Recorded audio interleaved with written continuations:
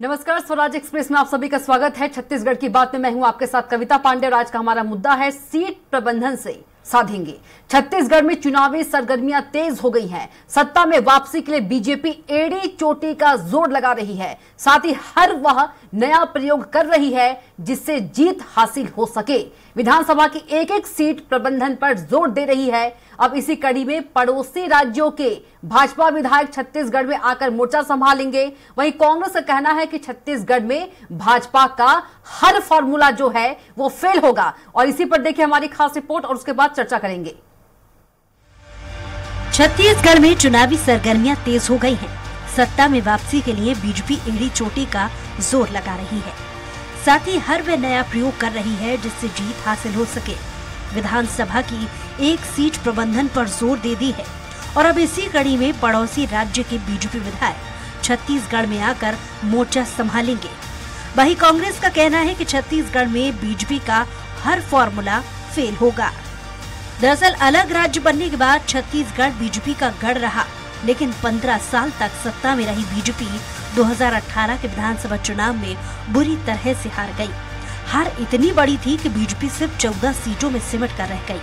अब नवंबर में होने वाले विधानसभा चुनाव में जीत दर्ज करने हर कवायद कर रही है। वहीं जब से दिग्गज नेता ओम माथुर ने बीजेपी प्रदेश प्रभारी की जिम्मेदारी संभाली है, तब से बीजेपी में एक नई ऊर्जा आई है। छत्तीसगढ़ से पहले 9 राज्यों का प्रभार संभाल चुके ओम माथुर नए नए प्रयोग भी कर रहे हैं। मेरी जानकारी के अनुसार छत्तीसगढ़ में चुनावी तैयारियों में जुटी बीजेपी पड़ोसी राज्यों के विधायकों की भी मदद लेगी। अन्य राज्यों के विधायक जल्द ही छत्तीसगढ़ में मोर्चा संभालेंगे। विधायक प्रदेश के 90 विधानसभा का दौरा कर चुनावी ब्लूप्रिंट तैयार करेंगे और साथ ही हर सीट का प्रबंधन भी संभालेंगे। इस पर बीजेपी प्रवक्ता केदार गुप्ता ने कहा कि बीजेपी विश्व की सबसे बड़ी पार्टी है। हम तो सांसदों से यहाँ तक पहुँचे हैं। पूरे देश की बीजेपी मिलजुल कर कार्य करती है। ये सीधा संदेश है। हमारे पड़ोसी राज्यों से वहाँ के कार्यकर्ता चाहे विधायक हो, यहाँ पर चुनाव के लिए सहयोग करने आएंगे। बीजेपी चुस्त दुरुस्त तरीके से संगठनात्मक तरह से सक्रियता के साथ छत्तीसगढ़ में आगे बढ़ रही है। विधायकों को चुनाव लड़ने का अनुभव होता है। बीजेपी के विचारों से वे अच्छे से वाकिफ हैं। एक अच्छा मेलजोल होगा। देखिए, भारतीय जनता पार्टी विश्व की सबसे बड़ी पार्टी है और हम 2 सांसदों से यहाँ तक पहुंचे हैं। तो पूरे देश की भारतीय जनता पार्टी मिलजुल कर कार्य करती है, ये सीधा संदेश है। और हमारे दूसरे राज्यों से, पड़ोसी राज्यों से हमारे वहां के कार्यकर्ता, चाहे विधायक रूप में हो, चाहे वरिष्ठ संगठनकर्ता हो, वो यहाँ पर चुनाव के लिए हम सबका सहयोग करने के लिए आएंगे। और निश्चित रूप से मेरा मानना है कि भारतीय जनता पार्टी चुस्त दुरुस्त तरीके से और अच्छे संगठनात्मक तरीके से सक्रियता के साथ चुनाव की ओर छत्तीसगढ़ में आगे बढ़ रही है। इधर पड़ोसी राज्यों के बीजेपी विधायकों के छत्तीसगढ़ में मोर्चा संभालने पर कांग्रेस ने पलटवार किया है। कांग्रेस विधायक और संसदीय सचिव विकास उपाध्याय ने कहा कि बीजेपी को मतलब है, तब फोकस करेगी। जनता ने उन्हें 15 साल बहुमत दिया। जब जनता को जरूरत थी तब घर में बैठकर आंदोलन और धरना प्रदर्शन करते रहे। कोरोना में बीजेपी का कोई नेता नजर नहीं आया। अब जब चुनाव आ रहा है तो इन्हें जनता की सूझ रही है। अलग अलग प्रदेश से फॉर्मूला अपनाने का काम कर रही हैं। जनता के बीच में बीजेपी का विश्वास खत्म हो चुका है, इसलिए बीजेपी का हर फॉर्मूला फेल होगा। फार्मूला अप्लाई करने का काम कर रहे हैं। कितने बार प्रदेश के अध्यक्ष को बदला गया, कितने बार नेता प्रतिपक्ष को बदला गया, अलग अलग तरीके से, लेकिन सभी चीजें इनकी फेल हो जा रही है क्योंकि जनता ने इनका विश्वास, जनता के बीच में इनका विश्वास खत्म हो चुका है। इनके पूरे आला नेता इस बात को जान चुके हैं, दिल्ली के तमाम नेता इस बात को जान चुके हैं कि छत्तीसगढ़ का कोई भी नेता अब उसकी क्रेडिबिलिटी छत्तीसगढ़ में नहीं बची है। इसलिए अलग अलग एक्सपेरिमेंट कर रहे हैं। छत्तीसगढ़ बीजेपी भले ही 2023 विधानसभा चुनाव में एक बार फिर से सरकार बनाने का दावा कर रही हो, लेकिन कहीं न कहीं बीजेपी की केंद्रीय नेतृत्व का छत्तीसगढ़ फोकस स्थानीय नेताओं और संगठन पर सवाल खड़े कर रहा है। सवाल हो भी क्यों ना, क्योंकि छत्तीसगढ़ के किसी भी लीडर को बड़ी जिम्मेदारी सीधे तौर पर नहीं दी गई है। एक बार फिर से अन्य राज्यों के विधायक छत्तीसगढ़ चुनाव के लिए ब्लूप्रिंट तैयार करने पहुंचेंगे। अब देखना ये होगा कि इस नए प्रयास का कितना फायदा बीजेपी को मिलता है। रायपुर से स्वराज एक्सप्रेस के लिए हेमंत शर्मा की रिपोर्ट। और इसी मुद्दे पर हम चर्चा करेंगे। ज्यादा चर्चा के लिए हमारे साथ खास मेहमान मौजूद है। रुपेश दुबे जी कांग्रेस नेता है, निशिकांत पांडे जी बीजेपी नेता है, अनिरुद्ध दुबे जी वरिष्ठ पत्रकार है। तीनों मेहमान हमारे साथ जुड़ गए हैं। धन्यवाद जी। सबसे पहले सवाल है बीजेपी नेता से निशिकांत पांडे जी से। निशिकांत जी, कांग्रेस कह रही है कि बीजेपी का हर फॉर्मूला जो है वो फेल हो जाएगा, और एक सवाल ये भी है कि क्या छत्तीसगढ़ में बीजेपी अपने आप को कमजोर मान रही है क्योंकि पड़ोसी राज्य से बीजेपी विधायक बुलाना पड़ रहा है? नहीं, कमजोर अगर भारतीय जनता पार्टी अपने आप को कमजोर मान रही है तो इनको एन चुनाव के वक्त प्रदेश अध्यक्ष बदलने की क्या आवश्यकता थी, मंत्री मंडल में उनको शामिल करने की क्या आवश्यकता थी, उप मुख्यमंत्री बनाने की क्या आवश्यकता थी? विषय क्या है? देखिए, नहीं, ये तो इसी राज्य के है ना, आपको तो पड़ोसी राज्य से बुलाना पड़ रहा है जी। नहीं कविता जी, आपको फिर या तो चुनाव का विश्लेषण करने की आवश्यकता है। देखिए, भारतीय जनता पार्टी एक परिवार है और जितने भी हमारे कार्यकर्ता है, चाहे वो किसी भी पद पे आसीन हो, वो सारे कार्यकर्ता के रूप में काम करते हैं। और छत्तीसगढ़ के नेता दूसरे प्रदेश में जाते हैं, दूसरे प्रदेश के नेता यहाँ भी आते हैं। जैसे भूपेश बघेल जी स्वयं उत्तर प्रदेश चुनाव में जा रहे थे, असम में जा रहे थे और बाकी चुनाव में जा रहे थे पैसा बांटने। तो वैसी स्थिति तो कांग्रेस पार्टी नहीं करती है क्या? लेकिन जो भारतीय जनता पार्टी की परंपरा की बात कर रहा हूँ मैं, भारतीय जनता पार्टी कोई भी चुनाव को हल्के में लेकर नहीं चलती। विषय क्या है? 2023 में विधानसभा के चुनाव है, इतना बड़ा लैंडस्लाइड विक्ट्री मिला था जिस पार्टी को, वो पार्टी का मुखिया ही कहता है कि हमारी सरकार रिपीट नहीं होती, तो डर किसको ये तय करना है। उसी पार्टी का सेकंड नंबर का मंत्री जब कहता है कि मैं चुनाव लड़ूंगा या नहीं लड़ूंगा ये तय करूंगा, उसी पार्टी में इतना सिर फुटबल है। एक विधायक मंत्री पे हत्या की साजिश का आरोप लगाता है, तो कहाँ पे क्या चीजें वो दिख रही हैं? सतही तौर पे पूरे प्रदेश की जनता देख रही है। और ये जो इनके पास 4.5 साल 5 साल का समय था, इन्होंने विकास का कोई एक भी ऐसा मापदंड तय किया हो या एक भी ऐसी व्यवस्था बनाई हो सिवाय सिंडिकेट बना के भ्रष्टाचार करने के अलावा। बाकी देखिए, गोबर से लेके राशन से लेके कोयला तक में सब जगह तो इन्होंने दलाली खाई। ईडी के कब्जे में इनके बड़े बड़े अधिकारी हैं। वो जो सीएम हाउस में सचिवालय में बैठती थी वो महिला, आप कल्पना कर सकते हैं कि बिना सीएम के सहयोग के, बिना सीएम के समर्थन के वो महिला इतनी बड़ी सिंडिकेट चला रही होगी। 25 रुपए टन की गोबर तक में घोटाला कर रहे। तो इनका जो सिग्नेचर काम था नरवा गरवा गुरवा बाड़ी, उसमें भी इन्होंने घपला किया। और रही बात जो घोषणा थी, इनके घोषणा वीरों ने जो घोषणा किया था, सबसे महत्वपूर्ण घोषणा 3 में बताता हूँ आपको। शराबबंदी, बेरोजगारी भत्ता, ये दोनों घोषणा तो आपके कोई आयाम चढ़े नहीं। 10 लाख बेरोजगार को 3,000 करोड़ रुपया सालाना देंगे तो 15,000 करोड़ रुपया होता है। कविता जी, मैं आपके माध्यम से कांग्रेस पार्टी के नेता से पूछना चाहता हूँ, प्रवक्ता से, कि ये 15,000 करोड़ रुपया आपने दे दिया क्या? शराबबंदी प्रदेश में हो गई क्या? नियमितीकरण कर दिया क्या? वृद्धा पेंशन, विधवा पेंशन दे दिया क्या? सिलेंडर आपने दे दिया क्या? ये सारे बातें, उसके साथ भी लोकपाल भी है, इनको लोकपाल भी लाना था प्रदेश में। तो विषय क्या है? प्रदेश के संसाधन को लूटने वाले लोग अब काट की हांडी दोबारा नहीं चढ़ने वाली। तो उसको देख के इनके भारतीय जनता पार्टी की तैयारी को देख के ये लोग तिलमिला गए हैं, बौखला गए। इनको अपनी सरकती हुई जमीन दिख रही, इसलिए ऐसे अनाप शनाप बयान दे रहे हैं। माननीय विकास उपाध्याय जी खुद वो गुजरात और असम के प्रभारी रहे चुनाव के, तो वो क्यों गए थे? अगर इसका जवाब उनसे पूछ सकते हैं आप तो जरूर पूछेंगे। जी कविता जी। जी रुपेश जी, निशिकांत जी बोल रहे हैं कि भाजपा की तैयारी को देखकर जो कांग्रेस है वो तिलमिला गई है। कविता जी नमस्कार। जी नमस्कार। देखिए, जिस प्रकार से छत्तीसगढ़ में कांग्रेस की सरकार भूपेश बघेल जी के नेतृत्व में काम कर रही है, उससे भाजपा किस स्तर पर छिन्न भिन्न हो गई है, ये इनके विधायी जो प्रभारी नियुक्त करने वाले हैं प्रत्येक विधानसभा में आयतित नेता जी, इनके पास छत्तीसगढ़ में मुद्दों की कमी तो थी ही, नेतृत्व को संकट था ही। अब इसके बाद चुनावी रणनीति और चुनावी समर में कूदने के लिए भी इन्हें बैसाखी का सहारा लेना पड़ रहा है। ये भाजपा के लिए दुर्भाग्य है। और सबसे महत्वपूर्ण बात यह है कि ये बोलते हैं हम विश्व की सबसे बड़ी पार्टी है। अरे विश्व की सबसे बड़ी पार्टी होती तो छत्तीसगढ़ के भाजपाइयों के कद को नापने के लिए इन्हें गुजरात और महाराष्ट्र से विधायक बुला करके उन्हें प्रत्येक विधानसभा में, इनको तो आने वाले समय में अन्य प्रांतों के जिला पंचायत जनपद के लोगों को भी ला करके प्रत्येक बूथों में बिठा करके भी ये काम करेंगे। और जिस प्रकार से ओम माथुर जी हो या केंद्रीय मंत्री भी हैं, छत्तीसगढ़ में बार बार आते हैं और छत्तीसगढ़ छत्तीसगढ़ में जनहितैषी सरकार कांग्रेस की नीतियों को देख करके वो धराशायी हो जाते हैं। उनके पास नेता नहीं है, ये बात तो तय है। उनके पास कार्यकर्ता भी नहीं है। और जिस प्रकार से ये बूथ कमेटी में और गांव चलो अभियान जो प्रारंभ किए थे, इनमें इनके पदाधिकारी भी उस कार्यक्रमों में शामिल नहीं हुए थे। चंद उंगलियों में गिनने वाले जो राजनीतिक स्वार्थवश जो काम करते हैं वे पदाधिकारी बस थे। इनके पास आम जनता भी नहीं है।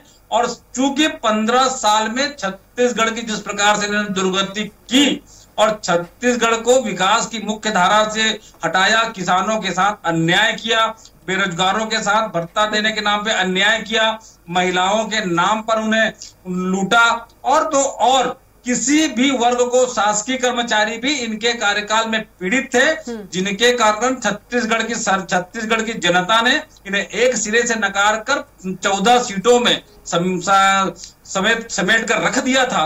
और यह दिन आने वाले 2023 के चुनाव में फिर से छत्तीसगढ़ में 13 के लायक भी नहीं रहेंगे, क्योंकि इन्होंने उपचुनाव में जिस प्रकार से आरोपी को प्रत्याशी बनाया था, इनके पास कार्यकर्ताओं का पूरा संकट है, कपोल कल्पित कल्पनाएं हैं। छत्तीसगढ़ में जनहितैषी सरकार कांग्रेस की भूपेश बघेल जी के नेतृत्व में चल रही है। छत्तीसगढ़ की जनता हमें फिर से जनादेश देगी और हम booth committee, sector committee, zone committee, उसके बाद संभाग स्तरीय सम्मेलन, उसके बाद हम अभी विधानसभा स्तरीय संकल्प शिविर करने जा रहे हैं। संकल्प शिविर के नाम से भाजपाई बौखला गए हैं, बहुचकित हो गए हैं, ध्वस्त हो गए हैं, क्योंकि ये वही संकल्प शिविर है जब 2018 के चुनाव में 15 वर्षीय भाजपा सरकार को नेस्ता नाबूद करने का एक मूल मंत्र दुबे जी के पास चलते हैं। अनिरुद्ध दुबे जी, सत्ता में वापसी के लिए बीजेपी जो है एड़ी चोटी एक कर रही है और नए नए प्रयोग कर रही है, क्या लगता है कि सफल हो पाएगी? देखिए क्या है कि भारतीय जनता पार्टी का जो प्रयोग, नए नए प्रयोग अभी नहीं कर रही है, उनका प्रयोग तो बहुत पहले ही शुरू हो गया था। 2018 के विधानसभा चुनाव में जब ये 90 में से भाजपा की केवल 15 सीटें आई, तो इस दुर्दशा के बाद ही जो है दिल्ली स्तर पर चिंतन मनन शुरू हो गया था। यही कारण है कि 2019 के लोकसभा चुनाव में छत्तीसगढ़ में 11 में से 10 जो है भारतीय जनता पार्टी के 11 में से 10 सिटिंग एमपी थे और सारे के सारे लोगों की टिकट काटी गई और सारे नए चेहरे उतारे गए। इस हिसाब से वहां पे 11 सीटों पे पूरे फ्रेश कैंडिडेट दिए गए थे, जिसमें से 9 जो है लोग जीत कर आए। मतलब विधानसभा और लोकसभा चुनाव की तुलना करें तो विधानसभा चुनाव के और लोकसभा चुनाव में तुलनात्मक रूप से भारतीय जनता पार्टी की स्थिति बेहतर थी जी। फिर उसके बाद जो है एक 4.5 साल से ज्यादा का समय निकल चुका है और निश्चित रूप से दिल्ली के बड़े नेताओं की यहाँ पर नजर रहती है। और जब वो हार के कारण 2018 में जो इस बुरी तरह हार के कारण जब लोगों ने वहां पे जो उसकी समीक्षा करनी चाहिए, देखिए खुले तौर पे बहुत सारी बातें सामने नहीं आती, लेकिन कई बार जो अंदरूनी चर्चाएं जो है कहीं और से आती हैं, तो इससे यही था कि भारतीय जनता पार्टी का जो तीसरा शासनकाल था, 15 साल सत्ता में रही, जो तीसरा शासनकाल था तो उसमें ब्यूरोक्रेट से बहुत हावी थे जी। और ऐसा प्रतीत होने लग गया था कि यहाँ जो सरकार नेता नहीं ब्यूरोक्रेट्स चला रहे हैं। और दूसरी बात, कार्यकर्ताओं की बहुत उपेक्षा की बात सामने आई थी और कई ये भी अंदरूनी तौर पे बातें होती थी कि भारतीय जनता पार्टी का कार्यकर्ता जो है घर बैठ गया था। ये दो बहुत महत्वपूर्ण कारक थे, एक तो ब्यूरोक्रेट्स का हावी होना, दूसरा कार्यकर्ताओं का घर बैठ जाना, ये सब चीजें थी। और निश्चित रूप से जो पार्टी लगातार 3 बार सत्ता में रहे और फिर अचानक इस तरह बुरी तरह हार का सामना करना पड़े, तो जो निराशा का दौर होता है वह व्यापक होता है।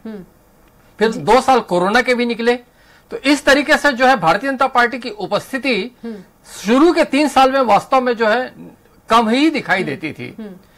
2022 से जो भारतीय जनता पार्टी की जो है गति में बहुत तेजी आई, जिन्होंने बेरोजगारी और प्रधानमंत्री आवास, धर्मांतरण, शराब ऐसे कुछ मुद्दों को लेकर बहुत व्यापक आंदोलन खड़ा किया, प्रदेश स्तरीय आंदोलन। और ये खुले तौर पे बातें नहीं आती, लेकिन ये माना जाता है कि हर बड़ी राजनीतिक पार्टी अपना जो है सर्वे कराती है। तो सर्वे रिपोर्ट भी जो बात होती है तो अलग अलग सुनने में आती है जी। और अभी जो छत्तीसगढ़ की जो वर्तमान स्थिति है जी, जो उसे देखते हुए यही ऐसा इशारा मिलता है, संकेत मिलता है कि दिल्ली के नेता अपने स्तर पर जो बहुत सोच समझ कर निर्णय ले रहे हैं। देखिए, चुनाव अभियान समिति छत्तीसगढ़ की जो है, उसमें जो दायित्व जो है, बड़ा दायित्व जो है, प्रमुख दायित्व जो है, ओम माथुर जी को सौंपा गया, जो छत्तीसगढ़ के भाजपा के प्रदेश प्रभारी हैं जी। और उनके साथ फिर सह प्रभारी जो है मनसुख मांडविया जी को बनाया गया, जो केंद्रीय स्वास्थ्य मंत्री हैं, गुजरात को बिलोंग करते हैं। और जहां तक कि आज का जो विषय है चर्चा का, तो उसमें यह है कि मतलब यह है कि दूसरे स्टेट के विधायकों को भी जिम्मेदारी देने की बात अभी चल रही है, और अभी ये 2 दिनों से इस बात की व्यापक चर्चा है।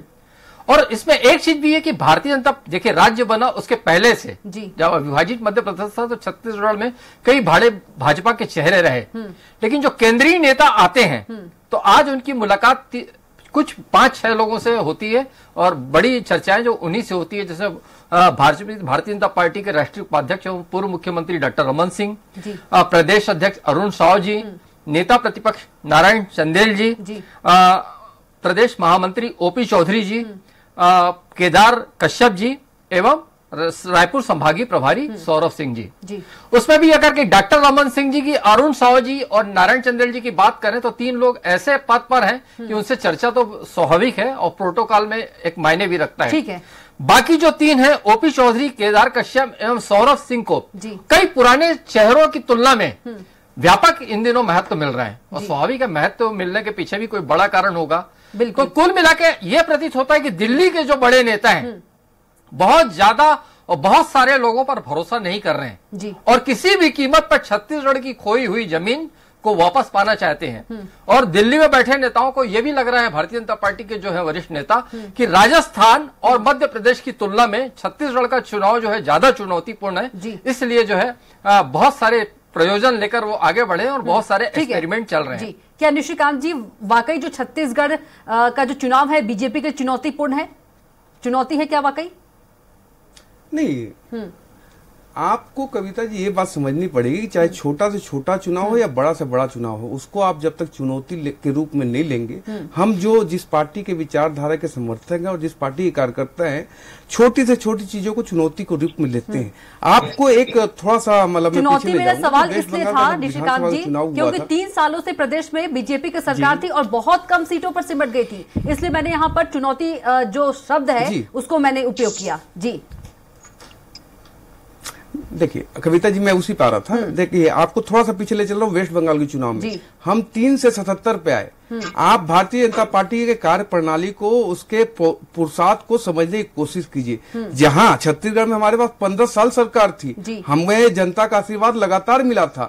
एक एंटी इनकम्बेंसी हो सकती, इनके लगातार ऐसे लोक लुभावने वायदे थे, वो हो सकते, और तमाम एक कारण तो नहीं हो सकता हार का या जीत का, लेकिन उस परिस्थिति को पार करके जब हम 2023 में खड़े हैं तो प्रदेश की जनता कहाँ खड़ी है? प्रदेश का युवा अगर निर्वस्त हो रहा है तो निर्वस्त हो रही है छत्तीसगढ़ की सरकार, क्योंकि उनको विवश किसने किया निर्वस्त होने के लिए? प्रदेश का कर्मचारी अगर लगातार आंदोलन कर रहा है, भोजन छोड़ दिया, पानी छोड़ दिया, उस पे एस्मा लगाया जा रहा है, तो ये किसकी निरंकुशता है? मांगे पूरी नहीं होने पर आंदोलन होता है।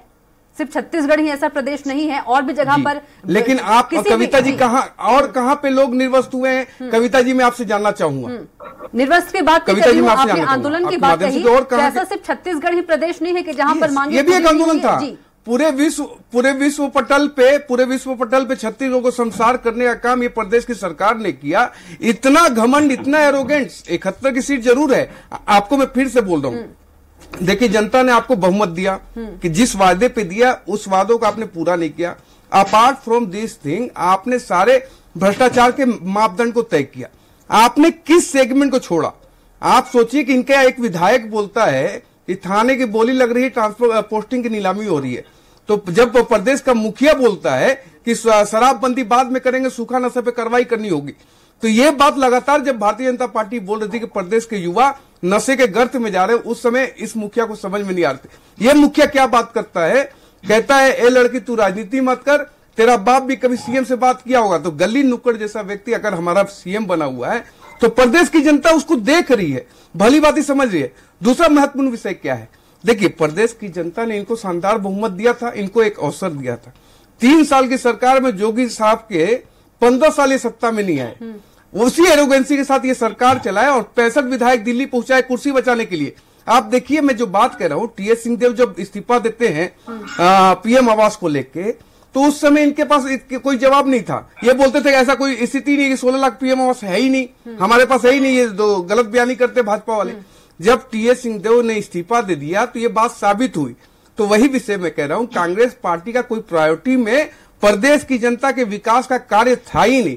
अगर कार्य होता तो इनके पास बहुत शानदार अवसर था कि अपने आप को स्थापित करने का, लेकिन ये कांग्रेस पार्टी का चाल चरित्र और चेहरा है कि आजादी से लेकर आज तक इन्होंने विकास का कोई नया आयाम या नया कोई काम नहीं किया। आत्मानंद की बात करते हैं, लेकिन मैं आपको बताता हूँ कविता जी कि ये लोग आत्म आनंद में हैं, आत्मानंद की बात नहीं करते। निशिकांत जी, रुपेश दुबे जी के पास चलते हैं। जी दुबे जी।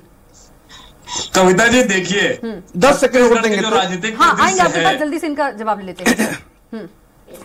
छत्तीसगढ़ में जो राजनीतिक परिदृश्य है, एक तरफ भाजपा के शीर्ष नेता अपने कार्यकर्ताओं पर, अपने नेताओं पर भरोसा नहीं कर रही है, वहीं छत्तीसगढ़ की जनता कांग्रेस सरकार पर भरोसे की सरकार है का मुहर लगा चुकी है। और जिस प्रकार से भेंट मुलाकात का कार्यक्रम हुआ, अभी युवाओं के साथ संवाद का कार्यक्रम हो रहा है, इससे भाजपा तो मुद्दों के दिवालियापन के कगार पर थी, मानसिक रूप से भी विकृत हो चुकी है। और बार बार भ्रष्टाचार की बात करते हैं। इनके 15 वर्षीय कार्यकाल में जिस प्रकार से इन्होंने भ्रष्टाचार किया, आम जनता को परेशान किया, किसानों को खाद बीज के नाम से और नकली खादों के नाम से परेशान किया, उसकी परिणति आज ये बाहर है। कविता जी, मैं बताना चाहूंगा, निशिकांत जी जिस प्रकार से बोल रहे थे माननीय भूपेश बघेल जी के बारे में, भूपेश बघेल जी वो व्यक्ति हैं जिसने छत्तीसगढ़ की संस्कृति को, परंपरा को संधारित किया है, संवारा है। आज पूरे छत्तीसगढ़ के मैदानों में, गांव में छत्तीसगढ़ी संस्कृति फल फूल रही है और सब आत्मसात होकर के उसका लाभ ले रहे हैं। मुख्यमंत्री आवास आम जनता के लिए खुला हुआ है, लेकिन भाजपा के लोग सिर्फ और सिर्फ भगवान राम के नाम पे 15 वर्ष राजनीति किए। उन्होंने भगवान राम के राम वन पथ गमन को चिन्हांकित भी नहीं कर सके थे, उनको हमने पर्यटन के रूप में स्थापित किया है। क्योंकि इनके पास नेतृत्व नहीं है, मुद्दा नहीं है, आपस में टकराव है, जिसके कारण भाजपा के शीर्ष नेतृत्व और जिस प्रकार से भाजपा के चाणक्य माने जाते हैं अमित शाह जी को तो यहाँ मकान किराए में लेकर रहना पड़ेगा। छत्तीसगढ़ में भाजपा को पुनर्जीवित करना होगा तो नरेंद्र मोदी जी को बार बार आना पड़ेगा, छत्तीसगढ़ में भाजपा को पुनर्जीवित करना होगा तो। लेकिन जिस प्रकार से भाजपा में गुटबाजी है, भाजपा में नेतृत्व का संकट है और छत्तीसगढ़ में कांग्रेस की भूपेश बघेल के नेतृत्व वाली भरोसे की सरकार है, जिसके कारण हम आम जनता पे राज नहीं, हम जनता की सेवा करने के लिए काम कर रहे हैं। हमारे पास नेतृत्व है, इनके पास तो वो भी नहीं है। जी रुपेश जी, निशिकांत जी बहुत छोटा सा जवाब दीजिएगा क्योंकि बहुत समय कम है। अनिरुद्ध दुबे जी के पास चलेंगे, एक लाइन का जवाब बस।